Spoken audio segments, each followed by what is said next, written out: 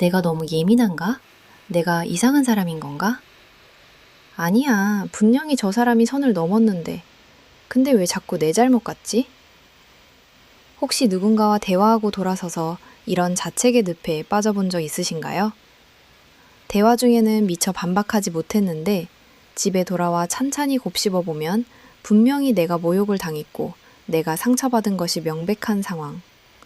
그런데도 상대방은 한없이 당당하고 오히려 나 자신이 부족하고 이상한 사람처럼 느껴지는 기괴한 경험. 만약 여러분의 인간관계에서 이런 패턴이 반복되고 있다면 당신은 지금 아주 위험하고 소름 돋는 심리적 올가미, 가스라이팅의 늪에 빠져들고 있는 중입니다. 안녕하세요. 오뚜기처럼 회복력 갑인 멘탈 만들기 프로젝트입니다. 멘탈도 근육이에요. 훈련하면 강해집니다. 오늘 우리는 인간의 영혼을 서서히 아주 천천히 갉아먹는 보이지 않는 독약인 가스라이팅의 본질을 완벽하게 해부할 것입니다.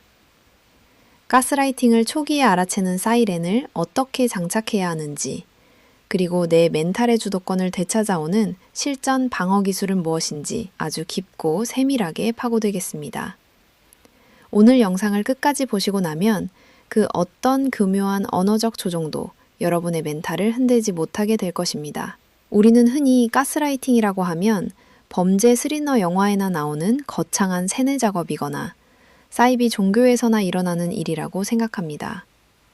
하지만 현실에서의 가스라이팅은 아주 일상적이고 사소한 대화, 특히 부부, 연인, 부모 자식, 혹은 매일 얼굴을 맞대는 직장 상사와의 관계에서 독버섯처럼 피어납니다. 가스라이팅의 본질은 폭력이나 억압이 아닙니다. 가스라이팅의 진짜 본질은 상대방의 머릿속에 자신에 대한 의심을 끈질기게 심어놓는 것입니다. 그들은 여러분의 현실 감각을 마비시킵니다. 너 기억력이 요즘 왜 그래? 내가 언제 그렇게 말했어? 그건 네가 너무 예민해서 오해한 거지. 이런 교묘한 말들을 반복해서 듣다 보면 피해자의 뇌 구조에서는 끔찍한 변화가 일어납니다.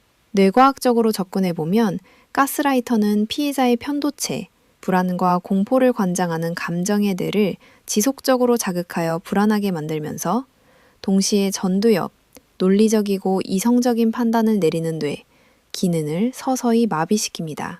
가장 무서운 점은 똑똑하고 사회생활을 잘하는 사람일수록 가스라이팅에 더 취약할 수 있다는 것입니다. 왜냐하면 똑똑한 사람들은 상대방의 말에서 모순을 발견했을 때 저 사람이 거짓말을 하는 걸까? 아니야, 저 사람은 나를 사랑하는 사람인데 굳이 거짓말을 할 이유가 없잖아. 그렇다면 내가 잘못 기억하는 건가 보네? 라며 합리적 의심의 화살을 자신에게로 돌려버리기 때문입니다.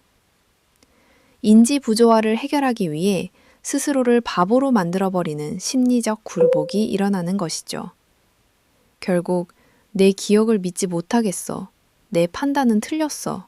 라는 절망적인 체념 상태에 이르면 피해자는 자신의 모든 결정과 현실 인식을 가스라이터에게 의존하게 됩니다.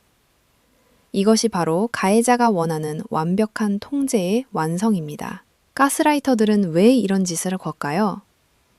그들의 내면 깊은 곳에는 타인은 지배하고 조종함으로써 자신의 비로한 존재감을 확인하려는 병적인 나르시시즘과 열등감이 자리 잡고 있기 때문입니다. 그렇다면 이 소름 돋는 가스라이팅은 우리의 일상 속에서 구체적으로 어떤 모습으로 나타날까요? 여러분이 깊이 공감하실 수 있는 두 가지 전형적인 현실 사연을 돋보기로 들여다보듯 해부해 보겠습니다. 이 사연 속 가해자들의 화법과 심리 패턴을 꿰뚫어 보아야만 방어막을 칠 수 있습니다. 사연 1. 연인 사이에 포장된 깎아내리기. B씨는 남자친구와 데이트를 앞두고 평소 입고 싶었던 화사한 옷을 입었습니다. 그런데 남자친구가 B씨를 보자마자 미간을 찌푸리며 말합니다. 너 옷이 그게 뭐야? 살찐 거 다 티나잖아. 내가 너 진짜 아끼고 사랑하니까 솔직하게 말해주는 거야. 다른 사람들이 널 뒤에서 비웃고 만만하게 볼까봐 오빠가 걱정돼서 그래. 당장 가서 갈아입고 와. 기분이 상한 B씨가 너 말이 좀 심하잖아. 내 옷차림인데 네가 왜 이래라 저래라야? 라고 화를 내면 어떻게 될까요? 가스라이터인 남자친구는 기다렸다는 듯이 한숨을 푹 쉬며 대답합니다. 거봐. 너 진짜 피해의식 심하다. 누가 너 욕했어? 다 널 위해서 좋은 마음으로 충고해줘도 매번 이렇게 혼자 예민하게 폭발하니까 누가 너랑 진지한 대화를 하겠어. 너 진짜 그 예민한 성격 좀 고쳐야 해. 자, 상황이 순식간에 역전되었습니다. 분명히 무례하게 외모를 지적하며 상처를 준 건 남자친구인데 어느새 남자친구는 걱정해주는 선량한 조언자가 되어 있고 B씨는 좋은 의도도 꼬아듣는 피해의식에 찌든 예민한 여자로 둔갑해버렸습니다. 가스라이터들의 가장 흔한 수법인 가해자와 피해자 역할 뒤바꾸기입니다. 이런 패턴이 반복되면 B씨는 옷을 고를 때마다 사람들을 만날 때마다 남자친구의 눈치를 보게 되고 내가 진짜 성격 파탄자인가? 라며 자신을 혐오하게 됩니다.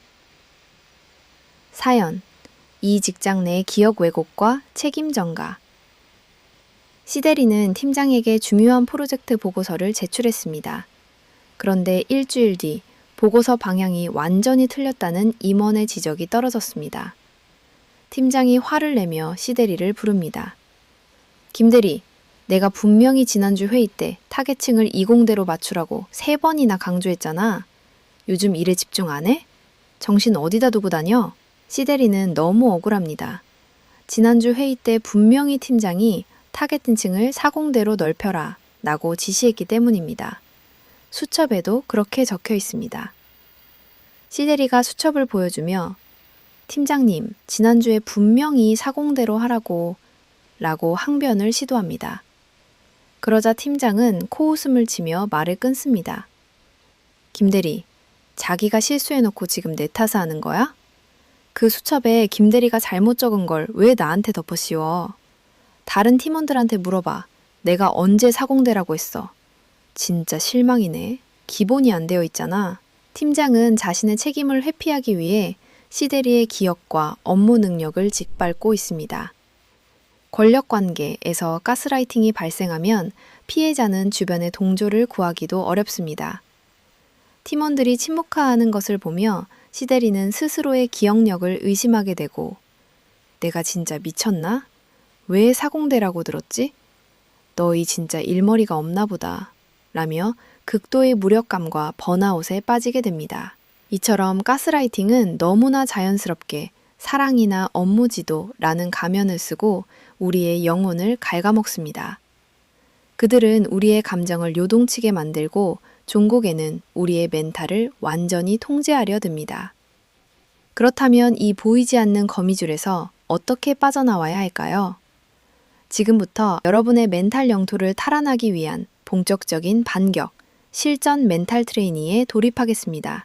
상대방이 여러분을 가스라이팅하고 있다는 합리적 의심이 드는 순간 당장 내일부터 이 기술들을 실행하셔야 합니다. 제1단계, 증거 수집의 생활화, 팩트 로깅. 가스라이터들이 가장 두려워하는 것은 무엇일까요? 바로 변할 수 없는 객관적인 물증입니다. 그들의 무기는 오로지 말과 거짓말, 그리고 여러분의 기억을 왜곡하는 말장난뿐입니다. 따라서 그들의 무기를 무력화시키려면 여러분의 뇌와 기억력을 절대 믿지 말고 활자화된 텍스트와 객관적 데이터를 믿어야 합니다. 직장에서 가스라이팅 성향이 있는 상사나 동료와 일하고 있다면 모든 구두 지시를 텍스트로 남기는 방어막을 쳐야 합니다. 회의가 끝나자마자 상사의 자리로 가서 확인받는 것이 아니라 자리로 돌아와 즉시 사내 메신저나 이메일을 보내는 겁니다. 팀장님, 방금 구두로 지시하신 내용 다시 한번 확인차 메일 드립니다. 1번 타겟층 40대 유지, 2번 예산안 수정안 금요일까지 제출. 이렇게 진행하면 맞으실까요? 만약 상사가 나중에 말을 바꾸며 내가 언제 그렇게 말했어? 라고 윽박지르면 당황하며 기억을 더듬지 마세요. 그저 무표정하게 이메일 창을 띄워 보여주며 말하는 겁니다. 제가 지난주 화요일 오후 2시에 확인 메일을 드렸고 팀장님께서 확인하셨습니다.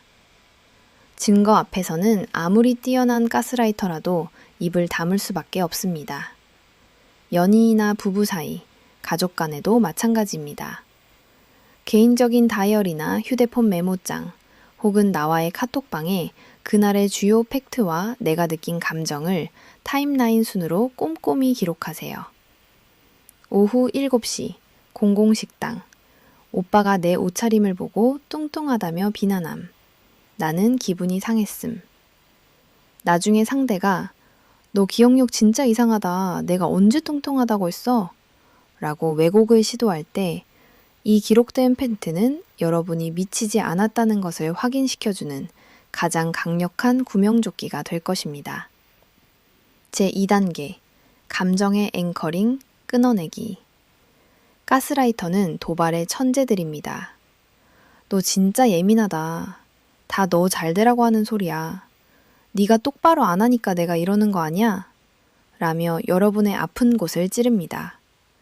이때 여러분이 억울해서 눈물을 흘리거나 내가 언제 예민하게 굴었어? 라며 화를 내는 순간 가스라이터의 낚싯바늘, 여러분의 감정이 콱 걸려버리는 것입니다. 가스라이팅 상황에서 가장 중요한 것은 그들의 말에서 팩트와 그들의 주관적 평가를 철저하게 분리해내는 것입니다. 상대가 여러분을 도발할 때 마음속으로 거대하고 투명한 방탄 유리벽이 세워지는 것을 상상하세요. 그리고 감정이 1%도 섞이지 않은 건조한 AI의 목소리로 대답하는 겁니다. 상대, 너 진짜 피해의식 쩐다. 농담 한마디 했다고 그렇게 죽자사자 달려드냐? 나. 네가 보기엔 내가 예민하고 피해의식이 있는 것처럼 보일 수도 있겠네. 하지만 나는 지금 네가 던진 그 농담이 매우 불쾌해. 이 화법의 핵심을 눈치채셨나요? 상대방의 평가, 예민하다는 팩트가 아니라 그저 상대방의 주관적인 의견일 뿐이라고 치부해버렸습니다. 반면 나의 감정, 불쾌하다는 누구도 반박할 수 없는 명백한 팩트로 선언해버린 것입니다. 상대가 여러분에게 던진 프레임, 예민한 사람, 멍청한 사람 속에 들어가서 방어하려 하지 마세요. 프레임 자체를 거부하고 상황을 철저하게 분리해야 합니다. 네 생각은 그렇구나. 하지만 네 생각은 달라. 이 마법의 문장 구조가 가스라이터의 조종을 무력화시키는 핵심 열쇠입니다. 제3단계, 회색 돌멩이 지법. 증거를 들이밀고 감정을 분리해도 병적인 가스라이터들은 포기하지 않고 더 억지를 부리며 논쟁을 끝없이 이어가려 할 수 있습니다. 이때 사용하는 최후의 인력이 바로 회색 돌멩이 기법입니다. 앞서 무례한 사람을 대처할 때 설명했던 감정 군기기와 일맥상통합니다.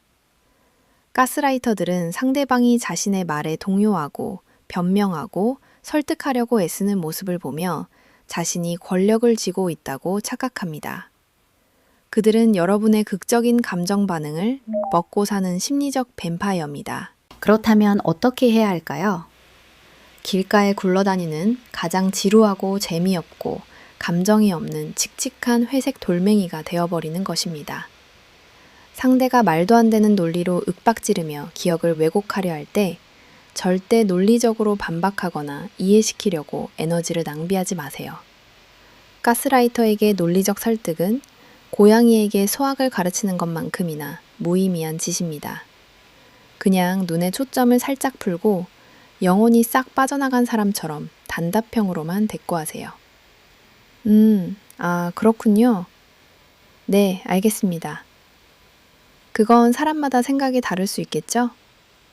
그리고 대화를 무베듯이 툭 잘라버린 뒤 화제를 전환하거나 물리적으로 그 자리를 벗어나십시오. 가해자는 여러분의 피와 눈물을 기대했는데 회색 돌멩이처럼 딱타고 차가운 무반응만이 돌아오자 극심한 허기짐과 재미없음을 느끼게 됩니다.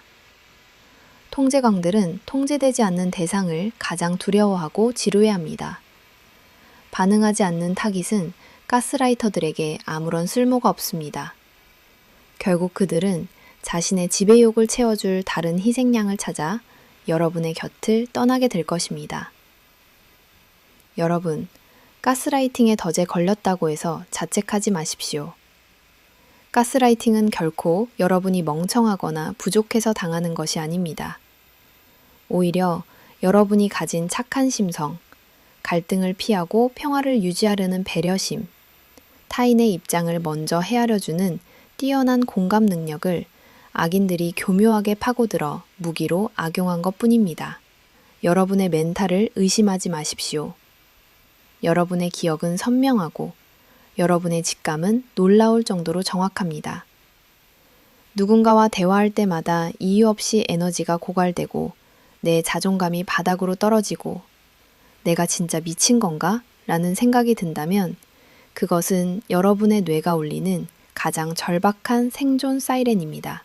스토아 철학에서는 통제할 수 없는 타인의 악의에 흔들리지 말고 통제할 수 있는 내면의 이성에 집중하라고 가르칩니다. 가해자의 비뚤어진 결핍과 나르시시즘을 우리가 고쳐줄 수는 없습니다.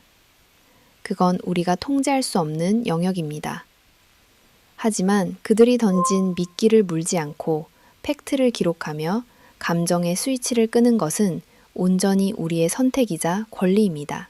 오늘부터 인간관계에서 조금이라도 싸한 냄새가 난다면 즉시 팩트를 기록하는 로깅을 시작하세요. 그리고 가해자가 도발할 때 마음속 방탄유리를 세우고 서늘한 회색 돌멩이가 되어 그들의 멘탈을 역으로 말려 죽이십시오. 여러분의 생각과 감정의 주인은 오직 여러분 자신이어야 합니다. 내 머릿속의 조종관을 결코 타인에게 넘겨주지 마십시오. 오늘 배운 3가지 방어 기술이 여러분의 영혼을 갉아먹으려는 가스라이터들로부터 여러분을 지키는 견고한 강철 성벽이 되어줄 것입니다.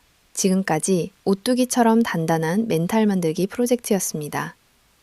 오늘 영상이 여러분의 소중한 멘탈을 지키는데 무기가 되었다면 구독과 좋아요 부탁드립니다.